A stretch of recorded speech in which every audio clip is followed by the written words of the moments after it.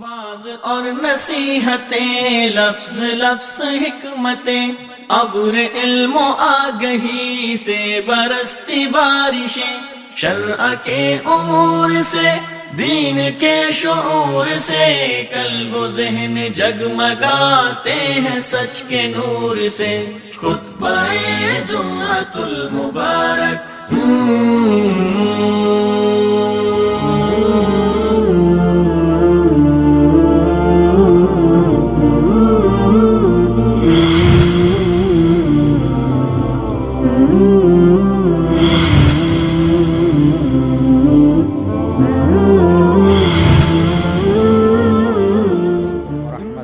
وبرکاتہ۔ ان الحمد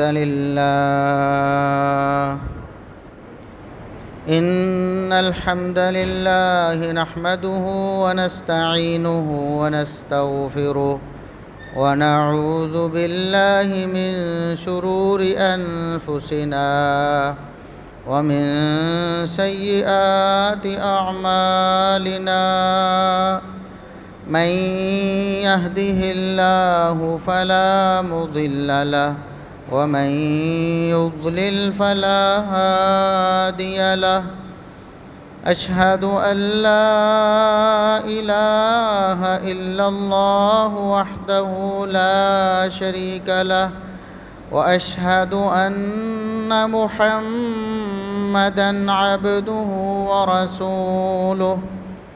اللهم صل على محمد وعلى آل محمد كما صليت على إبراهيم وعلى آل إبراهيم إنك حميد مجيد۔ اللهم بارك على محمد وعلى آل محمد كما باركت على إبراهيم وعلى آل إبراهيم إنك حميد مجيد۔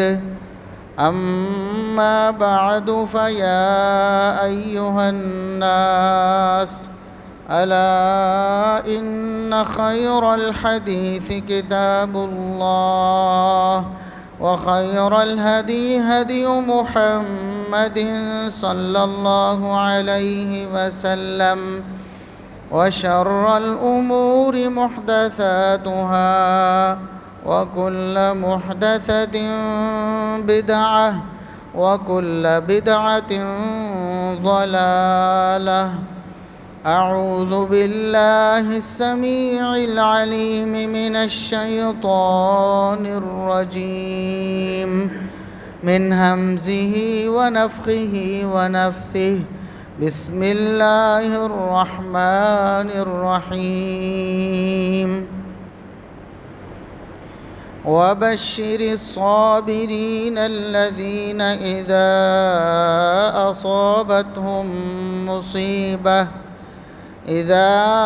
أصابتهم مصيبة قالوا إنا لله وإنا إليه راجعون۔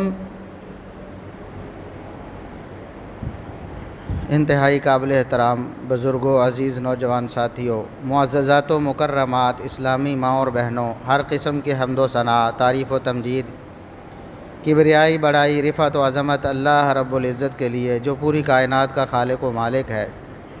بے شمار لا تعداد، بے حد و حساب درود و سلام پیغمبر آخر الزماں، محسن انسانیت، محسن کائنات، جناب محمد الرسول اللہ صلی اللہ علیہ وسلم کی ذات اقدس پر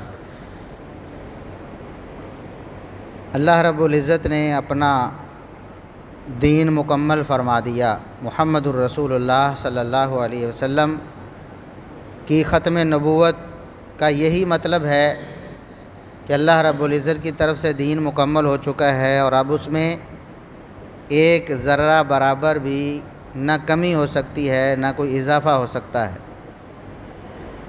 ایک ایک عبادت اللہ رب العزت کی طرف سے وحی کر کے محمد الرسول اللہ صلی اللہ علیہ وسلم کے ذریعے ہم تک پہنچا دی گئی۔ نیکی اور ثواب کا کوئی ایک کام بھی ایسا نہیں جو نبی کریم صلی اللہ علیہ وسلم کے ذریعے ہمیں بتایا نہ گیا ہو۔ اسی طرح مسلمانوں کے جو معاملات ہیں، خوشی غمی کے معاملات ہیں، رہن سہن، لین دین،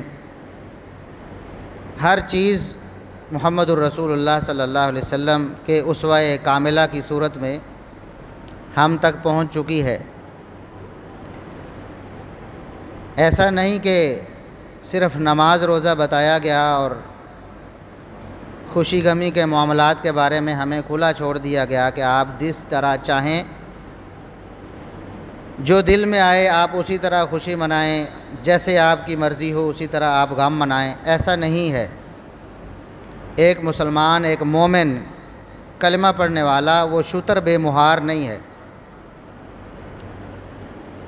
اس کی رسی کھلی نہیں چھوڑی گئی، بلکہ اس کو پابند کیا گیا ہے اپنے ہر معاملے میں محمد الرسول اللہ صلی اللہ علیہ وسلم کی سیرت اور آپ کے اسوہ حسنہ کا۔ انسان ہوتے ہیں، دنیا میں رہتے ہیں، تو جہاں خوشیاں آتی ہیں وہاں غم بھی آتے ہیں۔ غم اور پریشانی ہو تو کسی مسلمان کو کیا کرنا چاہیے؟ کسی کا دنیا سے کوئی عزیز رشتہ دار چلا جائے، اسے کیا طریقہ اختیار کرنا چاہیے؟ محمد الرسول اللہ صلی اللہ علیہ وسلم نے باقاعدہ اس کی تعلیم دی ہے، اور آپ صلی اللہ علیہ وسلم زبانی بھی بتا سکتے تھے، حکم فرما دیتے کہ مسلمانوں، میری امت کے لوگوں، اگر کوئی پریشانی، کوئی غم، کوئی مصیبت آ جائے، کوئی پیارا دنیا سے چلا جائے تو آپ نے یہ کرنا ہے۔ صرف اس سے بھی کام چل سکتا تھا، اور آپ صلی اللہ علیہ وسلم نے بتایا بھی، احکامات ارشاد فرمائے، تعلیمات بیان فرمائیں، لیکن اللہ رب العزت کی حکمت یہ تھی کہ محمد الرسول اللہ صلی اللہ علیہ وسلم کو اسوہ کاملہ بنا کر پیش کیا جائے۔ باوجود اس کے کہ رسول اللہ صلی اللہ علیہ وسلم اللہ رب العزت کو بہت پیارے تھے، آپ کا مقام اللہ رب العزت کے ہاں سب سے بڑھ کر مخلوقات میں سے کوئی بھی آپ کا ہم پلہ نہیں۔ ہم پلہ ہونا تو دور کی بات ہے، آپ کے مقام کے قریب بھی نہیں کوئی۔ تو آپ صلی اللہ علیہ وسلم اللہ کے اتنے پیارے تھے، اللہ کی مشیت ہوتی، اللہ کا ارادہ ہوتا تو رسول اللہ صلی اللہ علیہ وسلم ساری زندگی عیش و آرام سے گزارتے، آپ کو کوئی تکلیف اور مصیبت نہ پہنچتی۔ لیکن اللہ رب العزت کی حکمت یہ تھی، انسان کی فطرت یہ ہے کہ جب تک انسان عملی نمونہ نہ بنے، اس کے سامنے کوئی عملی صورت نہ ہو، اس پر عمل کرنے سے وہ کتراتا رہتا ہے۔ اس طرح شرح صدر کے ساتھ عمل نہیں کر پاتا جس طرح وہ عملی صورت کو دیکھ کر عمل کرتا ہے۔ اس کی ایک مثال بھی ہے جو علماء بیان کرتے ہیں، صحیح بخاری کی حدیث ہے، رسول اللہ صلی اللہ علیہ وسلم ایک سفر میں تھے، رمضان المبارک کا مہینہ تھا، روزہ رکھا ہوا تھا۔ جب عصر کا وقت ہوا، سفر کی مشقت غالب آئی، صحابہ کرام رضوان اللہ علیہم اجمعین، آپ کے جو پیارے اور جانثار تھے، آپ صلی اللہ علیہ وسلم نے دیکھا کہ بھوک اور پیاس کی وجہ سے کمزور پڑ رہے ہیں اور پریشانی میں مبتلا ہو رہے ہیں، اور آپ صلی اللہ علیہ وسلم کے بارے میں تو آپ صلی اللہ علیہ وسلم کا خود اپنا فرمان بھی ہے کہ آپ کئی دن مسلسل روزہ رکھ سکتے تھے، اور آپ فرماتے تھے کہ اللہ رب العزت مجھے کھلا پلا دیتا ہے، یعنی میرے کھانے پینے کی ضرورت اللہ رب العزت پوری کر دیتا ہے، کھائے پیے بغیر بھی اللہ مجھے طاقت دے دیتا ہے روزہ لمبا کرنے کی، میں زیادہ استطاعت رکھتا ہوں۔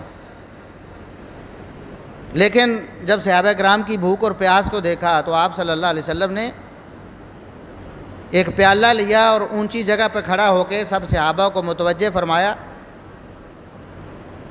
بتایا کہ میں محمد الرسول اللہ صلی اللہ علیہ وسلم میں روزہ افطار کرنے لگا ہوں، آپ بھی سب افطار کر لو۔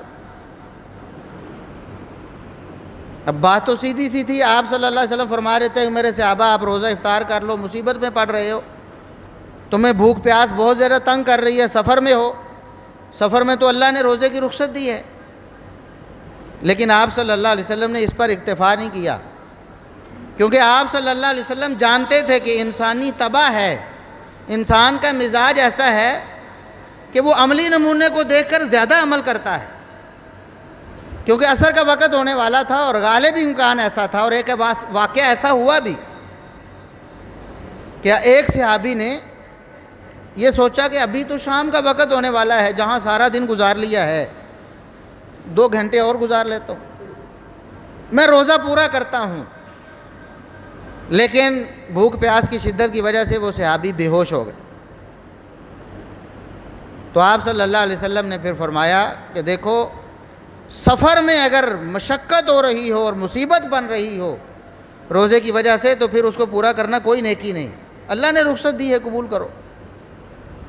بتانے کا مقصد یہ ہے کہ رسول اللہ صلی اللہ علیہ وسلم پیالہ لے کر سب صحابہ کے سامنے اونچی جگہ پر کھڑا ہو کر اس کو پی رہے ہیں، اس لیے نہیں کہ آپ صلی اللہ علیہ وسلم سے روزہ پورا نہیں ہو رہا تھا، صرف اس لیے اللہ کی حکمت یہ تھی کہ آپ صلی اللہ علیہ وسلم سے عمل کروا کے امت کو دکھایا جائے، اس کا زیادہ اثر پڑتا ہے۔ تو غم اور پریشانی اور مصیبت کے بارے میں بھی زبانی تعلیم کافی ہو جاتی۔ آپ فرما دیتے جس طرح آپ کے فرامین ہیں، میں آگے ذکر کرنے والا ہوں، کہ غم مصیبت اور پریشانی ہو تو آپ نے یہ کرنا ہے اور یہ نہیں کرنا۔ لیکن اللہ رب العزت کی حکمت کہ اللہ رب العزت نے محمد الرسول اللہ صلی اللہ علیہ وسلم پر بھی پریشانیاں نازل کیں، آپ صلی اللہ علیہ وسلم کو بھی دکھ آئے، عملی طور پر آپ نے ان دکھوں کو برداشت کر کے امت کو سبق دیا کہ تم نے بھی ایسے برداشت کرنا، جو طریقہ میں نے اپنایا ہے تم نے بھی وہی طریقہ اپنانا ہے۔ چنانچہ بڑے بڑے غم اور بڑی بڑی مصیبتیں، بڑے بڑے پیارے نبی کریم صلی اللہ علیہ وسلم کی حیات مبارکہ میں آپ کو چھوڑ کر گئے، دنیا سے چلے گئے، تو عملی طور پر محمد الرسول اللہ صلی اللہ علیہ وسلم نے اپنا اسوہ حسنہ امت کے سامنے رکھا۔ چنانچہ سیدہ خدیجہ رضی اللہ عنہا، نبی کریم صلی اللہ علیہ وسلم کی پہلی بیوی، اس وقت کی غم گسار جب محمد الرسول اللہ صلی اللہ علیہ وسلم کو کوئی اور سہارا دینے والا نہ، کوئی اور آپ کو اس طرح جاننے والا اور پہچاننے والا نہ تھا، آپ صلی اللہ علیہ وسلم کی خلوت کے ساتھی سیدہ خدیجہ رضی اللہ عنہا، کہ جنہیں محمد الرسول اللہ صلی اللہ علیہ وسلم ان کے دنیا سے چلے جانے کے بعد بھی بھول نہیں پائے، موقع بموقع سیدہ خدیجہ رضی اللہ عنہا کو یاد کرتے،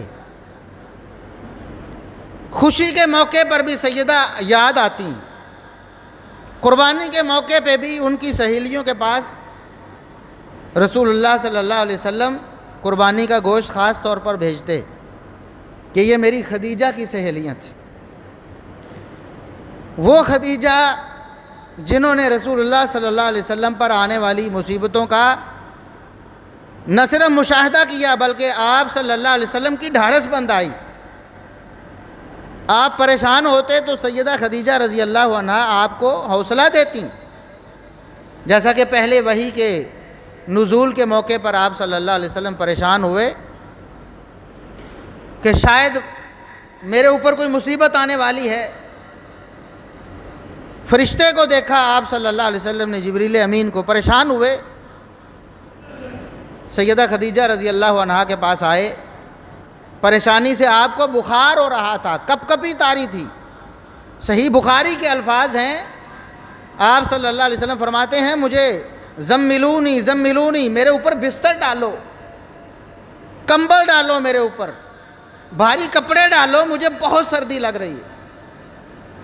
تو سیدہ خدیجہ رضی اللہ عنہا اس وقت حوصلہ دیتی ہیں کہ میرے سرتاج، اس وقت تو ابھی نبوت کا دعویٰ نہیں کیا تھا آپ صلی اللہ علیہ وسلم،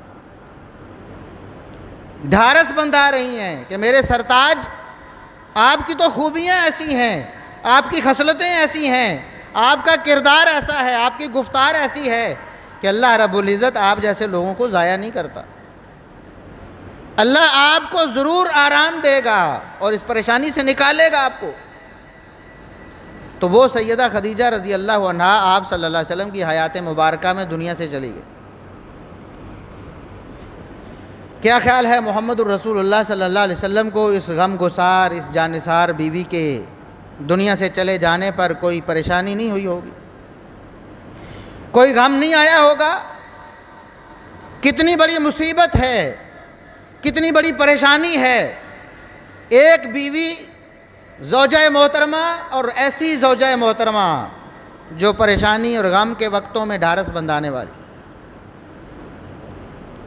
دنیا سے چلی گئی ہیں۔ رسول اللہ صلی اللہ علیہ وسلم بڑے پریشان ہوئے، لیکن اسوہ حسنہ کو آپ پڑھ کے دیکھیں، آپ کی سیرت کا مطالعہ کریں کہ آپ صلی اللہ علیہ وسلم کی زبان سے کوئی ایسا کلمہ نکلا ہو جس طرح آج اظہار کیا جاتا ہے غم کا، پریشانی کا، کسی کی وفات پہ،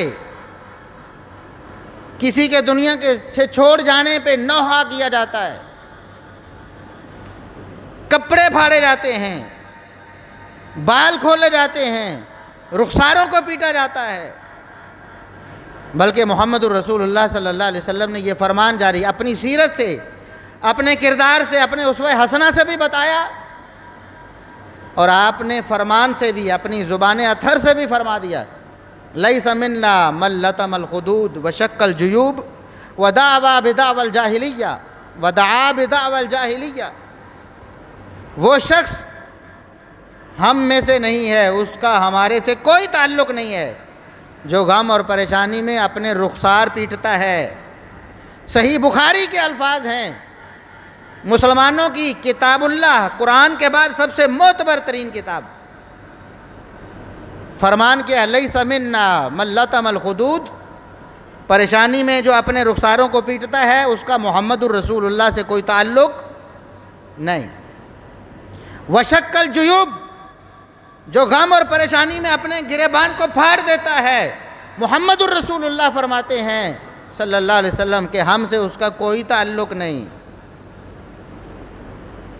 ودعا بدعوى الجاہلیہ، جو غم اور پریشانی میں جاہلیت والے نوحے پڑتا ہے، جس طرح دور جاہلیت میں عورتیں مرنے والوں پر نوحے پڑا کرتی تھیں، آج بھی اگر کوئی اس طرح کا کام کرتا ہے، محمد الرسول اللہ صلی اللہ علیہ وسلم فرماتے ہیں میرے سے اس کا کوئی تعلق نہیں۔ دوسری حدیث صحیح بخاری، صحیح مسلم میں، صحیح مسلم کے الفاظ ہیں، اللہ کے رسول صلی اللہ علیہ وسلم فرماتے ہیں انا بریء ممن سلک وخلق وخرق، جس شخص نے پریشانی میں اپنا سر مونڈ دیا، بال مونڈ ڈالے پریشانی میں غم کا اظہار کرنے کے لیے، جس نے کپڑے پھاڑ دیے غم اور پریشانی کا اظہار کرنے کے لیے، اور جس نے چیخ و پکار کی غم اور پریشانی کا اظہار کرنے کے لیے، میں محمد الرسول اللہ صلی اللہ علیہ وسلم اس سے اعلان لا تعلقی کرتا ہوں، میرا اس سے کوئی تعلق نہیں۔ یہ محمد الرسول اللہ صلی اللہ علیہ وسلم کا فرمان۔ غم اور مصیبت اور پریشانی میں نہ صرف اسوہ حسنہ سے عملی طور پر نمونہ پیش کیا، بلکہ زبانی طور پر سخت ترین تنبیہ فرمائی۔ ایک اور موقع آیا رسول اللہ صلی اللہ علیہ وسلم پر، آپ کے بیٹے ابراہیم دنیا سے چلے گئے، ننھے منھے بچے ہیں، رسول اللہ صلی اللہ علیہ وسلم کی گود میں ہیں، روح پرواز کر چکی ہے، آپ صلی اللہ علیہ وسلم کی مبارک آنکھوں سے آنسوؤں کے موتی جاری ہیں، پریشانی میں، غم میں، دکھ میں، زبان سے جو کلمہ نکلا ہے، جو محمد الرسول اللہ صلی اللہ علیہ وسلم کا کلمہ پڑھنے والا ہے، آپ کے عشق کا نعرہ مارنے والا ہے، اگر وہ آپ صلی اللہ علیہ وسلم کے ان الفاظ کا پاس نہیں کرتا تو اس کا دعویٰ جھوٹا ہے، عشق رسالت کا، محبت رسول کا جھوٹا دعویٰ۔ فرمایا کہ ابراہیم تو آج دنیا سے چلا گیا ہے، اِنَّا بِفِرَاقِكَ یا ابراہیم لَمَحْزُونُونَ، دل میں بہت دکھ ہے، سینہ چھلنی ہو گیا ہے پریشانی سے، دکھ سے، غم بھر گیا ہے سینے میں، لیکن وَلَا نَقُولُ إِلَّا مَا يُرْضِي رَبَّنَا، زبان سے محمد الرسول اللہ ایسا کوئی کلمہ نہیں نکالے گا جو اللہ رب العزت کو راضی نہ کرتا ہو۔ میں زبان سے صرف وہی کہوں گا جو اللہ راضی، جس سے اللہ راضی ہوتا ہے۔ اِنَّا لِلَّهِ وَإِنَّا إِلَيْهِ راجعون۔ ہم اللہ رب العزت کے پیدا کردہ ہیں، اللہ نے ہمیں دنیا میں بھیجا تھا، اور ایک وقت آئے گا اللہ ہمیں واپس بلا لے گا۔ یہ ہے غم کے موقع پہ، پریشانی کے موقع پہ ایک مسلمان، ایک مومن کا طریقہ۔ اور قرآن کریم میں اللہ رب العزت نے فرمایا وَلَنَبْلُوَنَّكُمْ بِشَيْءٍ مِّنَ الْخَوْفِ وَالْجُوعِ، دنیا میں ضرور ضرور ہم تمہیں آزمائیں گے، کبھی خوف دے کر، کبھی بھوک دے کر، وَنَقْصٍ مِّنَ الْأَمْوَالِ وَالْأَنفُسِ وَالثَّمَرَاتِ، اور کبھی مال میں کمی دے کر، کٹوتی ہو جائے گی، مال ضائع ہو جائے گا، جانوں میں کمی دے کر پیارے دنیا سے چھوڑ کے چلے جائیں گے، اللہ واپس بلا لے گا۔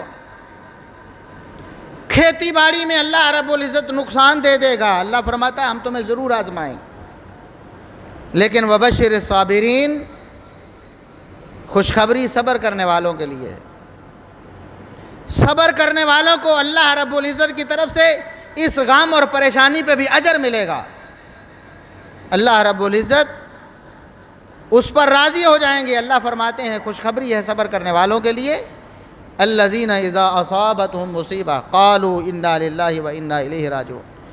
کون ہیں صبر کرنے والے؟ صابرین کون ہیں؟ جزا فضا کرنے والے، چیخو پکار کرنے والے، گریبان پھاڑنے والے، سینے زخمی کرنے والے، اپنے رخساروں کو پیٹنے والے، یہ صبر کرنے والے نہیں ہیں۔ ان کے بارے میں تو وعید ہے، جو ایسے لوگ ہیں جو بے صبری کا مظاہرہ کرتے ہیں غم اور پریشانی میں، ایسے لوگوں کے لیے وعید ہے کہ محمد الرسول اللہ صلی اللہ علیہ وسلم فرماتے میرا ان سے کوئی تعلق نہیں، دفع ہوں جہاں جانا ہے جائیں، میرا نام لیتے ہیں تو جھوٹا لیتے ہیں، میں بری ہوں ان سے۔ اور صبر کرنے والے، جزا فضا سے بچنے والے، غیر شرعی ہر عمل کو ترک کرنے والے پریشانی اور مصیبت میں، ان کے لیے خوشخبری ہے۔ وہ کون ہیں؟ جب انہیں مصیبت آتی ہے، قرآن کے الفاظ ہیں، سورہ بقرہ کے الفاظ ہیں، الذین اذا اصابتہم مصیبہ قالوا انا للہ وانا الیہ راجعون۔ جب انہیں کوئی مصیبت پہنچتی ہے، مصیبتن کا لفظ یہاں نکرہ استعمال ہوا ہے، اور عربی زبان کا قاعدہ ہے کہ نکرہ چھوٹی سے چھوٹی مصیبت کے لیے بولا جاتا ہے، اور اس تنوین کو تعظیم کی بھی کہہ سکتے ہیں۔ بڑے سے بڑے مصیبت، کوئی دنیا میں ایسی مصیبت آج تک جو آئی ہے بڑی سے بڑی، اس پر بھی اس لفظ کا اطلاق ہوتا ہے۔ انہیں جب بڑی سے بڑی کوئی مصیبت پہنچتی ہے، زبان سے اتنا ہی کہتے ہیں انا للہ و انا الیہ راجعون۔ اس کے علاوہ کوئی جزا فضا نہیں، کوئی نوحے نہیں، کوئی اور طریقہ غیر اسلامی اختیار نہیں کرنا، تب خوشخبری ہے صبر کرنے والوں کو۔ محمد الرسول اللہ صلی اللہ علیہ وسلم پر بہت موقع آئے، آپ کے چچا سیدنا حمزہ شہید ہو گئے، غزوہ احد میں شہید ہوئے۔ رسول اللہ صلی اللہ علیہ وسلم نے ایک بھی کلمہ ایسا کہا ہو، ایک بھی، جو طریقہ لوگوں نے اختیار کیا ہے، جو اپنے آپ کو محمد الرسول اللہ صلی اللہ علیہ وسلم کا امتی کہنے والوں نے اختیار کیا ہے، جو طریقہ اپنایا ہے، ایک بھی کلمہ محمد الرسول اللہ صلی اللہ علیہ وسلم سے ثابت ہو۔ حمزہ رضی اللہ عنہ نبی کریم صلی اللہ علیہ وسلم کے پیارے چچا ہیں، اور پھر ہمارے ہاں جو طریقہ رائج ہے برسی منانے کا، ہر سال فوت ہونے والے کسی رشتہ دار یا عزیز یا کوئی قومی ہیرو ہو، اس کی تاریخ وفات والے دن ہر سال غم منانا، یہ طریقہ بھی محمد الرسول اللہ صلی اللہ علیہ وسلم سے ثابت نہیں ہے۔ آپ کی زوجہ محترمہ سیدہ خدیجہ شہید ہوئیں، فوت ہوئیں، دنیا سے گئیں، یہ نبی کی اہل بیت ہیں، نبی کی زوجہ محترمہ ہیں، لیکن آپ نے ان کی وفات والے دن کو پوری زندگی ہر سال منایا نہیں منایا۔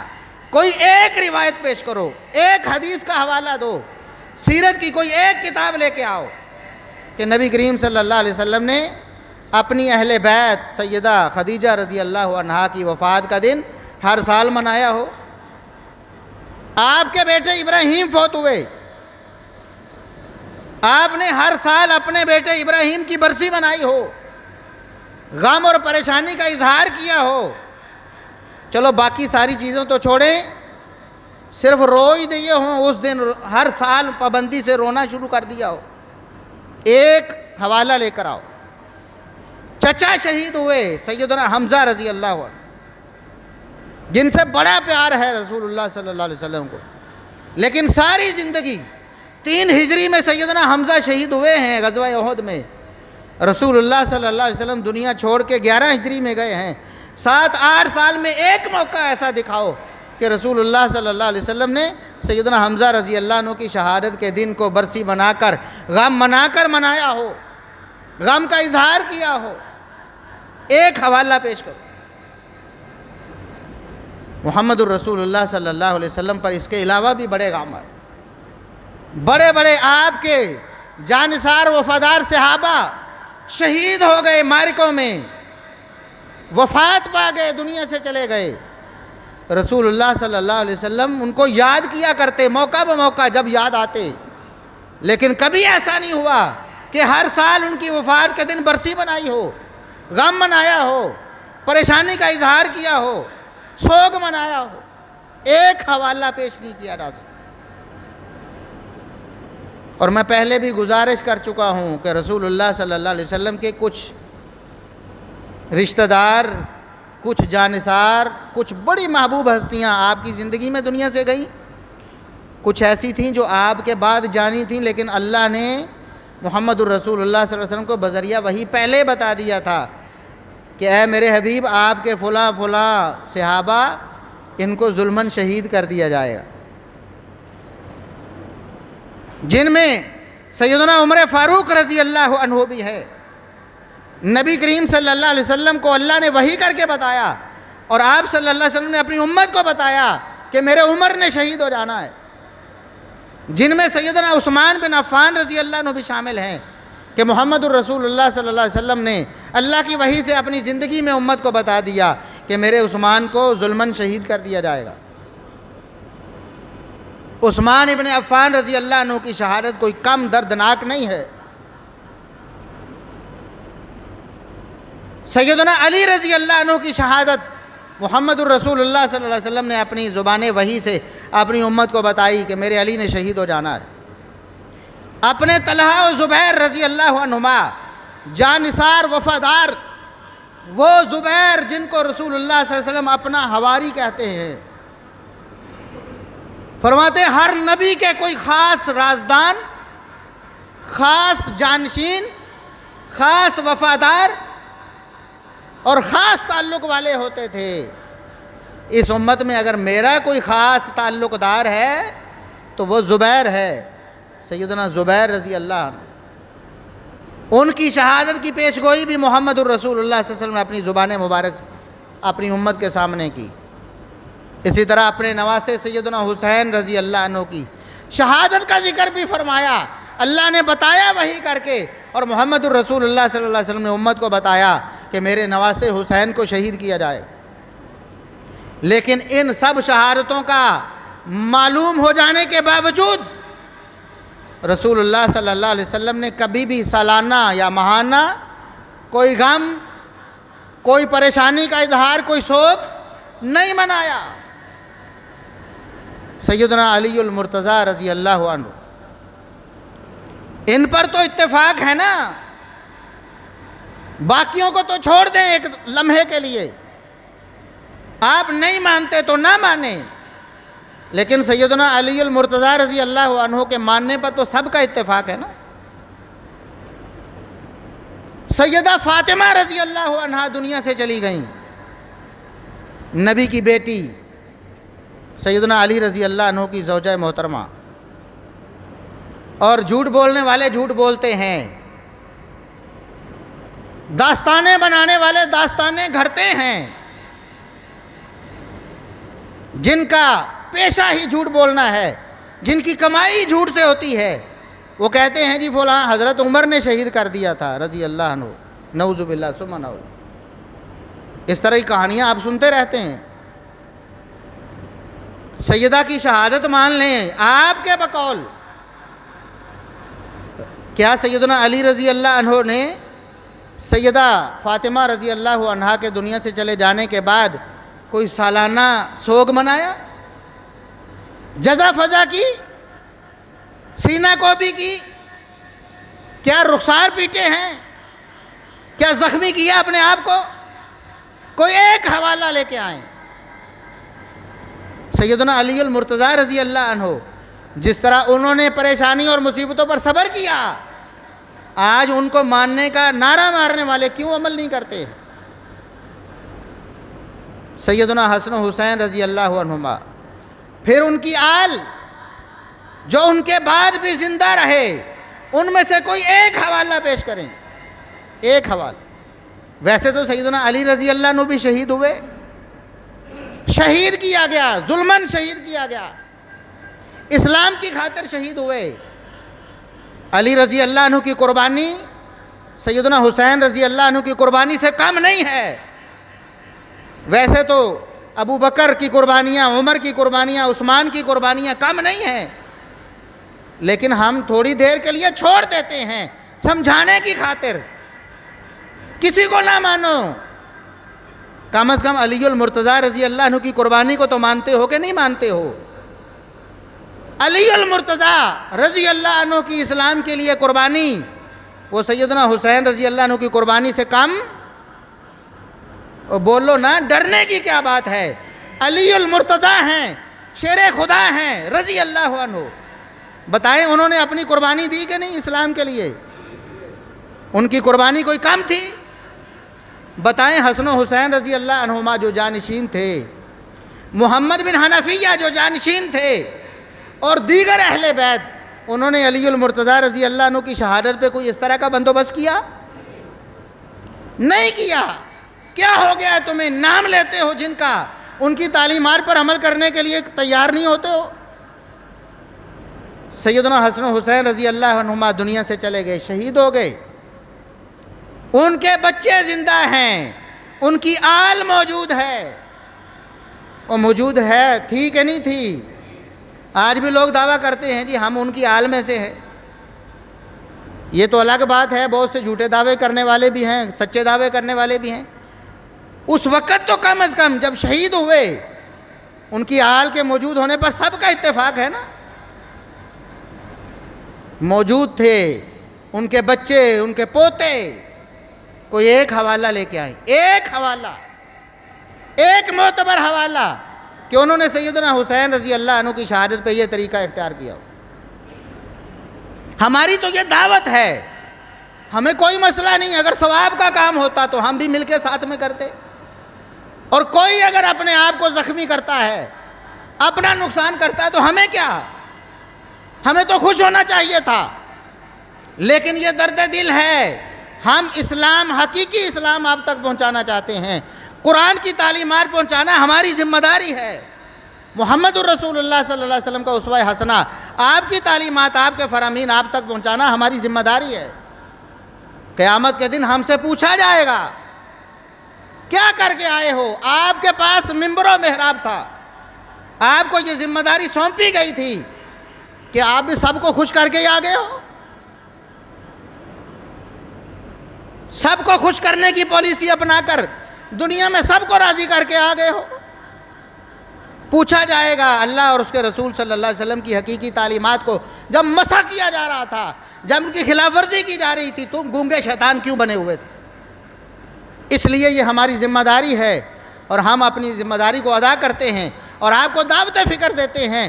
قرآن کو پڑھیں، قرآن کریم میں ایک آیت ایسی پیش کریں کہ دنیا سے کوئی چلا جائے، خواہ کتنا ہی ظلماً شہید کر دیا جائے، اس پر یہ طریقہ اختیار کرنا جو بعض لوگ اختیار کرتے ہیں، کیا قرآن نے ایسی کوئی اجازت دی ہے؟ نبی کریم صلی اللہ علیہ وسلم کی احادیث پڑھ کے دیکھیں، دو فرامین جو واضح اور دو ٹوک ہیں آپ کے سامنے پیش کر چکا ہوں۔ ایک یہ کہ جو اپنے رخسار پیٹتا ہے، جو گریبان پھاڑتا ہے، کپڑے پھاڑتا ہے، جو چیخ پکار کرتا ہے غم اور پریشانی کے عالم میں، لیس منا، اس کا ہمارے سے کوئی تعلق نہیں۔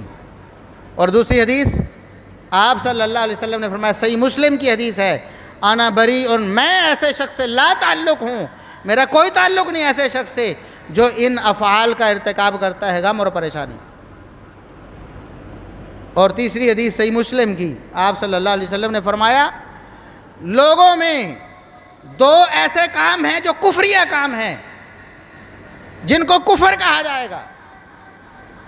ایک نسب کے تانے دینا یا نسب پر فخر کرنا، دوسروں کو ڈیگریڈ کرنا اور اپنے آپ کو احساس برتری میں مبتلا کرنا کہ میں فلاں خاندان سے ہوں۔ اور دوسرا میت پر نوحہ کرنا، جزا فضا کرنا، غیر شرعی طریقہ اختیار کرنا مرنے پر کسی کے۔ رسول اللہ صلی اللہ علیہ وسلم فرماتے ہیں یہ دونوں کفریہ کام۔ صحیح مسلم کی حدیث۔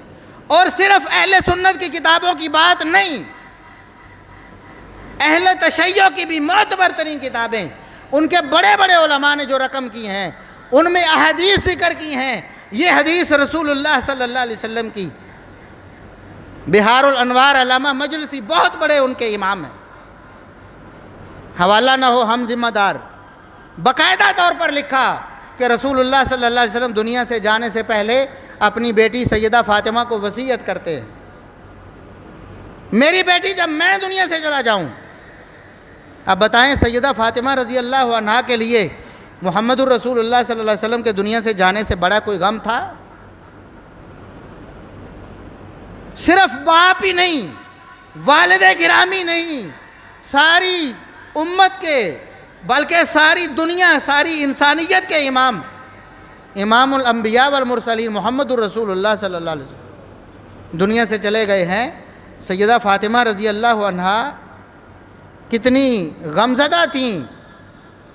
لوگ تو مورخین تو یہ کہتے ہیں کہ سیدہ فاطمہ رضی اللہ عنہا کو اس کے بعد کسی نے ہنستے مسکراتے نہیں دیکھا جب تک زندہ رہے۔ تو سیدہ فاطمہ رضی اللہ عنہا کو وصیت محمد الرسول اللہ صلی اللہ علیہ وسلم کی، الفاظ بھی ہمارے نہیں، الفاظ اہل تشیع کی معتبر ترین کتابوں میں محمد الرسول اللہ صلی اللہ علیہ وسلم نے اپنی بیٹی کو وصیت کی کہ بیٹا جب میں دنیا سے چلا جاؤں، نہ آپ نے اپنے چہرے کو بگاڑنا ہے مار مار کر، نہ اپنے بالوں کو کھول کر غم کا اظہار کرنا ہے، نہ کپڑے پھاڑنے ہیں، نہ کوئی اور جزا فضا کرنی۔ ایک بات۔ دوسری بات، سیدنا حسین رضی اللہ عنہ سے جو منسوب کر کے خود شیعہ علماء نے لکھی ہے، الارشاد نکالیں کتاب، الارشاد امام ہے، امام مفید، بہت بڑا امام، جس طرح ہمارے ہاں امام بخاری، امام مسلم، امام ابو داؤد، امام ترمذی، اس طرح ان کے ہاں ان کے امام مفید بہت بڑے امام ہیں۔ خود لکھا کہ سیدنا حسین رضی اللہ عنہ نے اپنی شہادت سے قبل اپنی بہن کو، جن کی چادر کو ذکر کر کے لوگوں کو رلاتے ہو، اپنی بہن کو وصیت کی کہ میری بہن، میں شہید کر دیا جاؤں تو تم نے نہ جزا فضا کرنی ہے، نہ گلا پھاڑنا ہے، نہ کپڑے پھاڑنے ہیں، نہ رخسار پیٹنے ہیں، تم نے اس طرح کا کوئی کام نہیں کرنا، بلکہ محمد الرسول اللہ صلی اللہ علیہ وسلم کے طریقے کو اپنانا ہے۔ یہ ہماری دعوت ہے۔ اللہ سے دعا ہے کہ اللہ رب العزت ہمیں غم اور پریشانی میں وہی طریقہ اختیار کرنے کی توفیق عطا فرمائے جو محمد الرسول اللہ صلی اللہ علیہ وسلم نے اختیار کیا اور جس کی ہمیں تعلیم دی۔ دیکھیں شہادتیں بہت ہوئی ہیں، سیدنا حسین رضی اللہ عنہ کی شہادت بھی کوئی کام المناک نہیں۔ رسول اللہ صلی اللہ علیہ وسلم کے نواسے آپ کے لخت جگر، آپ کے پھول، آپ نے فرمایا دنیا میں میرے 2 پھول ہیں، حسن و حسین رضی اللہ عنہما۔ آپ نے فرمایا جنتی نوجوانوں کے سردار ہیں حسن و حسین رضی اللہ عنہما۔ دنیا سے جوانی کی حالت میں جانے والے اہل جنت، ان کے سردار ہیں حسن و حسین رضی اللہ عنہما۔ جس طرح جنت میں دنیا سے ادھیڑ عمر یعنی جوانی گزار کر جانے والوں کے سردار ہیں ابو بکر و عمر رضی اللہ عنہما۔ یہ بھی جامع ترمذی کی حدیث، اور جوانوں کے سردار حسن و حسین رضی اللہ عنہما، یہ بھی جامع ترمذی کی حدیث۔ رسول اللہ صلی اللہ علیہ وسلم نے فرمایا اے اللہ میں ان سے محبت کرتا ہوں، تو بھی ان سے محبت کر، اور اس سے بھی محبت کر جو اس سے محبت کرے۔ جو حسن و حسین رضی اللہ عنہما سے محبت کرتا ہے، اللہ کے رسول اس سے محبت کرتے ہیں اور اللہ ان سے محبت کرتا ہے۔ کام فضیلت نہیں اور انکار بھی نہیں، لیکن طریقہ وہ جو محمد الرسول اللہ صلی اللہ علیہ وسلم کا ہے۔ نہ قرآن کو چھوڑنا ہے ہم نے غم میں پریشانی میں، نہ محمد الرسول اللہ صلی اللہ علیہ وسلم کو چھوڑنا ہے، نہ علی المرتضیٰ رضی اللہ عنہ کا طریقہ چھوڑنا ہے، اور نہ خود حسن و حسین رضی اللہ عنہما کی راہ کو چھوڑنا ہے۔ یہ خالص دعوت ہے کتاب و سنت کی، جو سمجھ جائے گا کامیاب ہو جائے گا، نہ سمجھے گا اپنا نقصان دنیا میں بھی کرے گا اور آخرت میں بھی کرے گا۔ اللہ سے دعا ہے کہ اللہ ہمیں عمل کرنے کی توفیق عطا فرمائے۔ وآخر دعوانا الحمدللہ رب العالمین۔